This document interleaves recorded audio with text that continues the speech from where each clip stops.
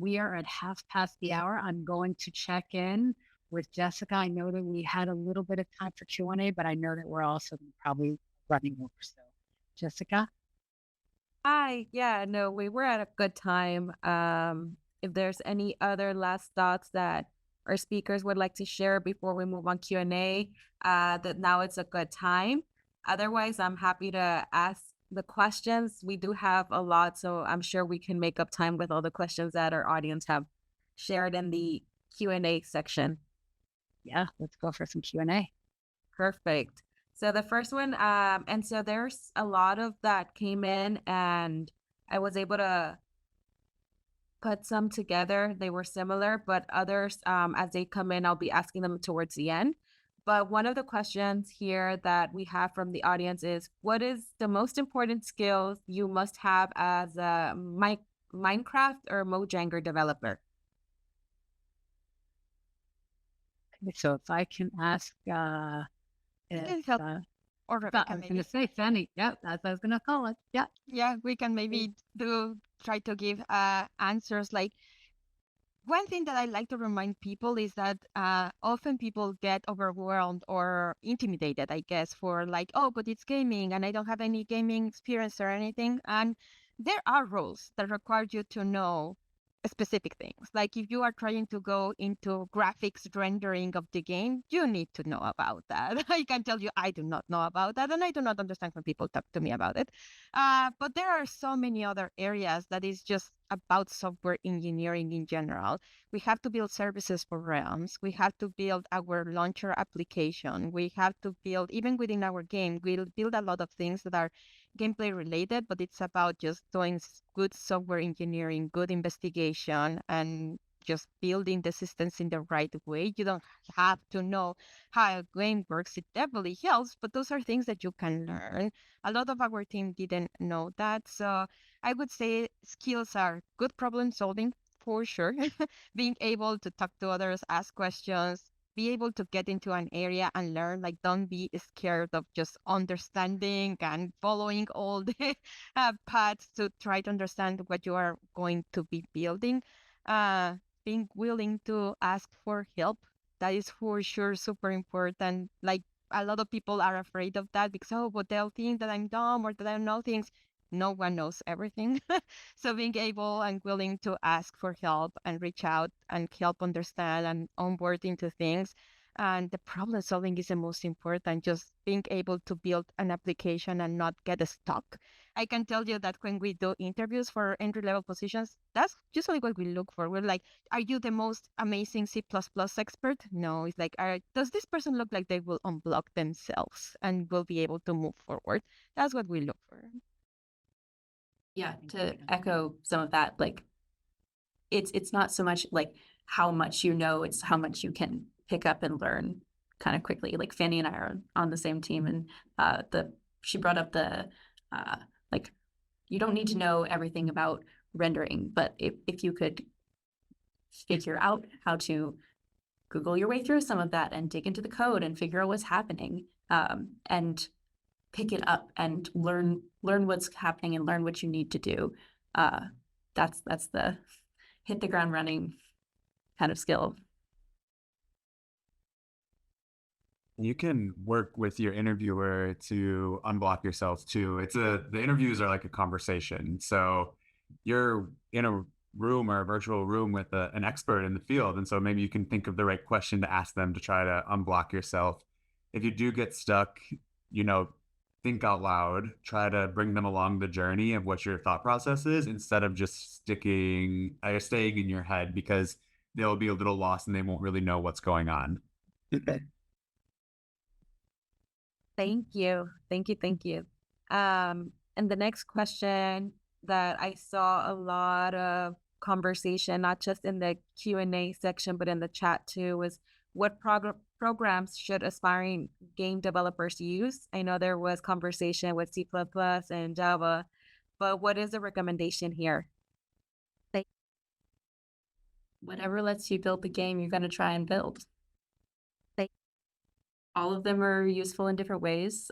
People make cool games in Python. People make cool games in C++.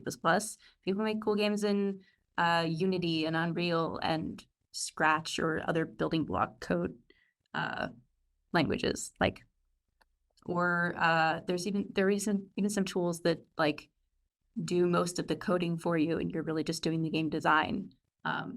It's like whatever you can use to build it. It would say also, like RJ was saying, do your research on the position that you are applying for, right? Because I don't think there is a generic answer. If you were to apply to Mojang, and even within Mojang, it depends on the team, right? I would tell you, oh, if you went on my team, you probably need to know C++, and you like it helps a lot if you have built something before that you can show. Doesn't matter what you build it on. But if you were to apply, I don't know, to a company that builds mobile games, they probably would have a completely different answer.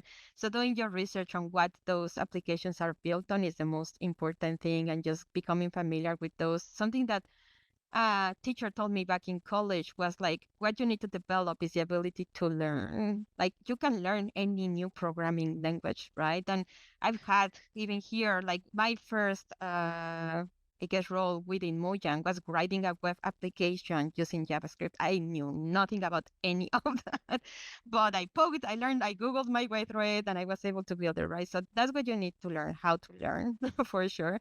And do your research on what is it that you would be needing on a specific role. But I second what Rebecca said. It helps a lot if you can start with like Unity or Unreal. Like those help you start much easier and even simpler, like Scratch, and then build your path to learn like, I don't know, deeper things that you are really interested on. Because even within games, so many things that you can do.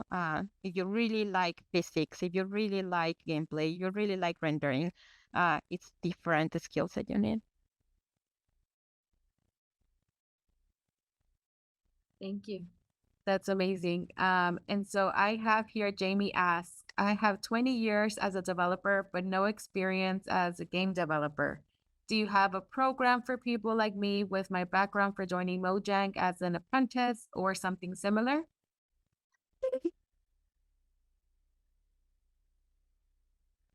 I am not aware of programs like that, but I will say what I mentioned before. There are so many different roles in Mojang. A lot of the people that we have hired didn't have previous game experience. Especially one tip that I give to people is if you want to start getting into games, you can start on the services team and you will be still working on Mojang and you will still be helping us ship the game.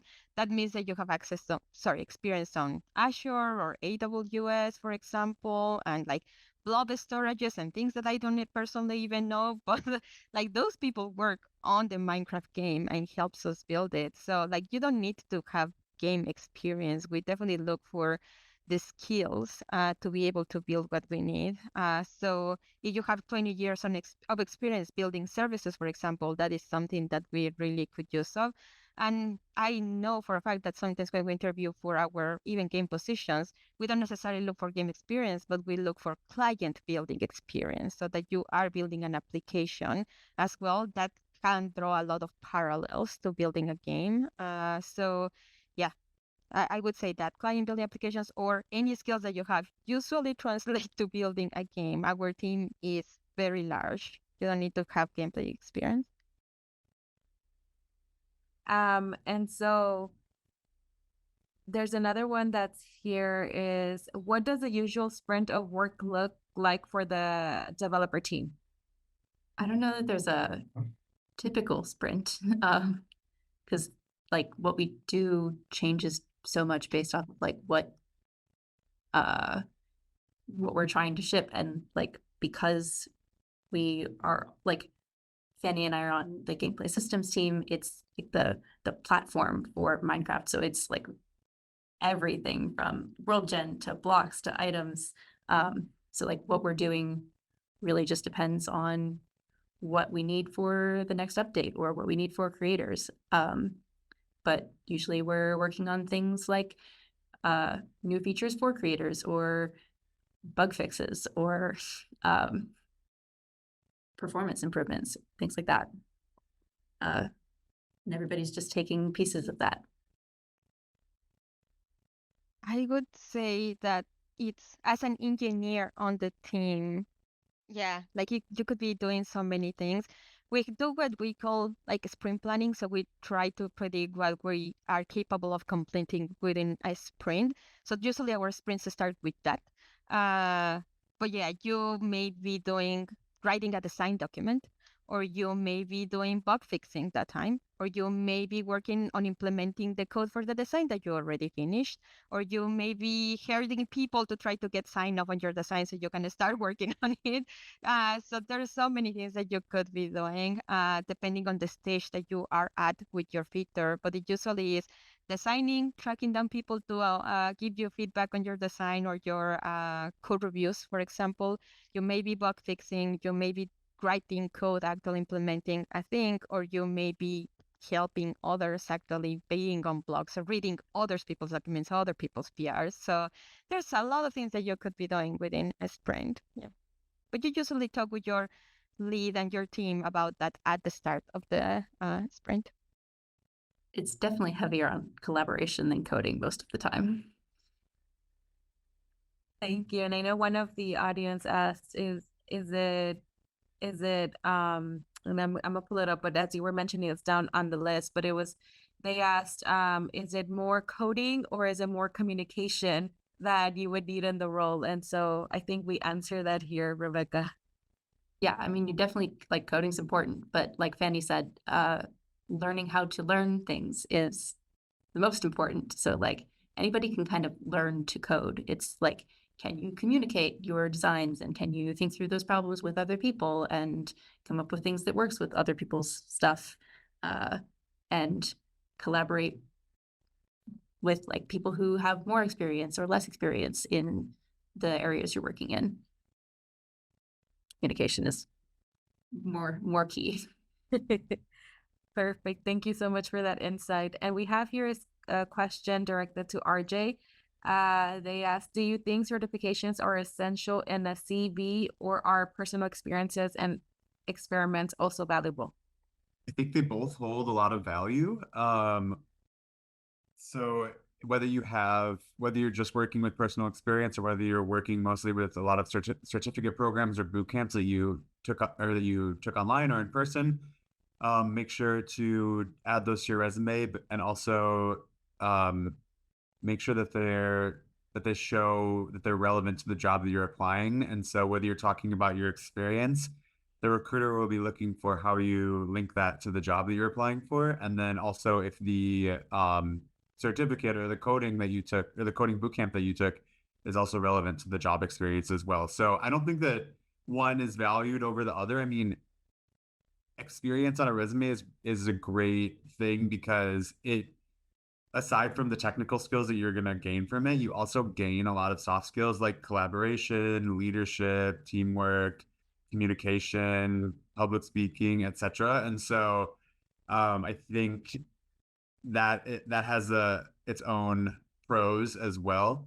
But with the certificates and the boot camps, you can really hone in on the technical skills that you need to get, that would help you get noticed by a recruiter. And then maybe if you have a lot of the certificates and boot camps on your resume, you can bring in some other experience or information that shows that you've also developed the soft skills, whether that's working in a group project or volunteering after school, or anything along those lines. Can I add real quick to RJ's comments? Yes, of course. Because resumes are coming up a lot, or even search, but just in the past, I haven't had that many jobs where I say that interviewing experience, but in the few that I had, they've been a little bit of more of a high level workplaces. And one thing I've learned is that if you put it on your resume, make sure you know it well enough to communicate what you put on there. A lot of people nowadays will, play around with PowerShell and say, oh, I know PowerShell. And then they'll ask you a simple question like, how do you, get information from a document, blah, blah, blah. And if you can't explain it, then you really can't. And that's just basic stuff, So make sure that add as much as you want. Make sure if you add the search, you do understand the subject and the skill. As you don't have to be an expert, but you do want to be able to understand the basics around it so that they're familiar that you're familiar with the environment. So just a little bit of tidbit. Don't just add things on there just to make it look more like you have more stuff than you do. It's better. In my recent interviews with people that we just hired, I look at their resume, and if they have too many skill sets, I tend to not trust it. Whereas I look at somebody who's got a few things, and I'm like, okay, let's give them an opportunity to interview. And then when I interview them, I look at their personality and how they communicate, what they put on there. So just a little advice there. I will add one thing to Rene's comment right now is if you put that you speak a language, you make sure you speak that language. Because if I find out that you speak Spanish and I will do the interview in Spanish and you don't speak Spanish, the rest of the interview is pretty much done. So be careful what you put, to Rene's point. Be careful what you put in your resume, because you might try to embellish it and it will come back to haunt you. Right. Thank you. And that brings me to the next question, similar to the interview process. We have here someone asking, what is the software engineer interview process like at Mojang? So I'm not sure if they could share a little light on that. Can share a little bit. We have done plenty of interviews in the last few months. We do coding interviews as well, but it's usually not the main aspect of the interview. So how a coding interview would look like. Okay, let me backtrack a little bit. Usually we do 5 interviews for people that are external to Microsoft. If you already work on Microsoft, I think we do 3. But one of those people will likely ask you a coding question, and you can find tons about this on the internet. Just Google coding questions. And it's usually something about like software engineering in general, like a toy problem that you can solve within an hour or less. So things like, reverse string, or like, can you tell how many letters of these are on a string, or things like that. So I think the best advice for that is just find examples on the internet and just solve them. One thing, if you are aware of the December of Code, is it December? No, that's our, what is the name? Advent of Code. Advent of Code. That is a challenge that every December exists, and all of those problems, like if you just practice solving those problems, I think you would be ready for a coding interview. But anyway, there's tons of pages that offer examples that you can practice. Outside of a coding question, there's a ton of what Microsoft calls competencies. That is what we look for. So, for example, in an interview that is coming up, we're going to be interviewing for a senior role. So we are looking for, can that people collaborate with others? So we have questions like, tell me about a time where you had a problem with a colleague and how did you solve it? Like those kind of questions. We also have things like, can this person influence others? Because as a senior engineer, you're expected to collaborate, to convince people about your solutions, or to let yourself be convinced about solutions. So you may ask questions like, tell me about an idea that you had and how, like, did you convince others that it was the right thing to pursue? And things like that. Like we have technical excellence. So we may ask questions about your code reviews, about what you think makes a good piece of code. So a lot of it will be questions like this. And I can tell, even when I interview people, sometimes I'm like, oh, will I be able to answer that question? But then you think about it and you have answers. You just need to practice those kinds of, and similar to the coding question, just look online for like soft skill questions and you will find ton. And the best way is to look for them, sit down and think about it. Because if you are caught off guard, sometimes it can be hard. But if you think hard, you can come up with cool examples of when you did those things. You can come up with examples on your team projects, or if you have experience in the industry, like I'm sure you have run into all of this because everyone runs into them. You just have to think about it. So practice, practice, practice is the most important thing. And if you're entry level or like no coding experience, your answers to those soft skills questions don't have to be, when I was working on this technical project, this is what happened. It can be, when I was working at McDonald's, I had this way to do things and nobody agreed with me, and I either came around on their view or I had my own view. It doesn't have to be related to the discipline that you are going towards, but the experience can be there. Perfect. I know we have a couple more questions, and we're running out of time, but I did wanna highlight a couple more. And this question is for you, Fanny. What qualities are the most important in your work and why? Specific on my role as an engineering manager is the collaboration and the prioritization. There's so many aspects, I would say. To be honest, I always have a hard time describing my job. And to anyone that asks me what do I do, it's like so many things. It's like for your team, you need to be able to establish a vision for your team, get them excited about the work that the team is doing, being able to explain to them why the work that they are doing is important. You basically want your team to be excited and understand the purpose of what they are doing.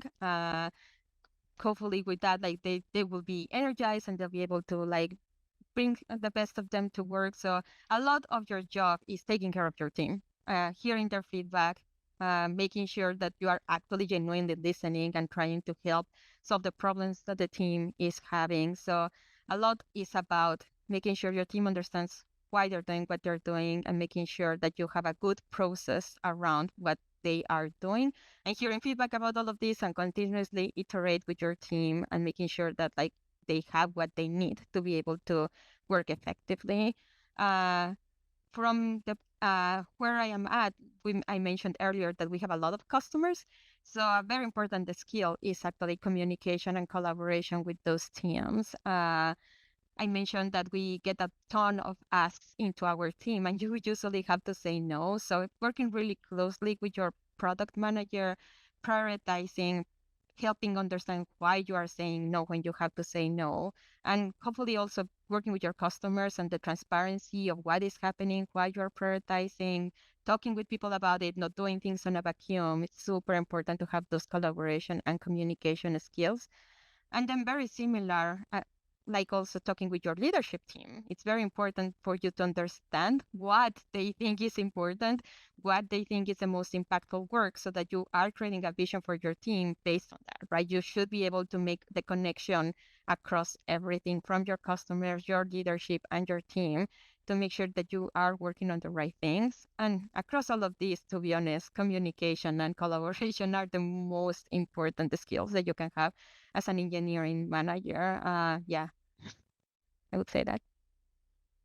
Thank you, Fanny. And I'd be remiss if I didn't close with this question that they asked, and I think it'll be helpful to hear from Rebecca and RJ and anyone else on the line is, can you have a resume that is no longer, that is longer than one page? And what should you put on the cover? I know it varies from company to company, so it would be great to hear what Mojang is looking for.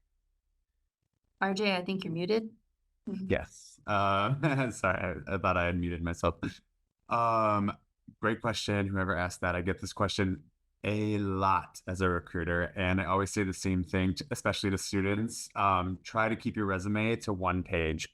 Recruiters are going through a lot of resumes, and they're looking at a lot of applications and a lot of candidates, and so try to make your resume one page and make the information that you want the recruiter to find easily accessible. So don't make it a novel, try to cut out fluff words and filler words. There is a myth that recruiters spend like 3 seconds on a resume. That's not true. We actually do look at resumes and we read the information on it. And any resume that goes through the Microsoft applicant tracking system will be viewed by like an actual set of human eyes. It's not like an AI thing that automatically rejects resumes. So, the information that you want the recruiter to find, make it easy for them to find. So that would be my big advice. And yes, keep it to one page. Yeah, and like if your experiences are more than one page, like pick the ones that are closest to the job that you're applying for. Mm-hmm. Yeah, that's great advice. And that actually reminded me, like LinkedIn is a great place for you to expand on your experiences. So I like to think of the resume as like a conversation starter. And then LinkedIn is where you can kind of like go wild and expand and add pictures and add publications and expand on your experiences. So would recommend anything that you can't fit on your resume, put on your LinkedIn. LinkedIn, personal website, or GitHub. Yes. Great. Well, thank you so much for all of those wonderful questions. I want to thank all of our panelists for taking the time today. We are at time. Each one of our panelists has graciously left their contact information here as well, so feel free to reach out. My deepest appreciation to the Hispanic Heritage Foundation for partnering with us at Mojang to bring this career panels to all of you. You are all a part of HHS Familia and will continue to receive invitations to join similar programs. In our ongoing effort to improve our programs, the HHF team has just shared a link to a quick 2-minute survey, and we would love to hear your feedback and experience, so please take the time to complete it. Thank you once again for joining us, y hasta la próxima. Bye-bye, everybody. Thanks so much.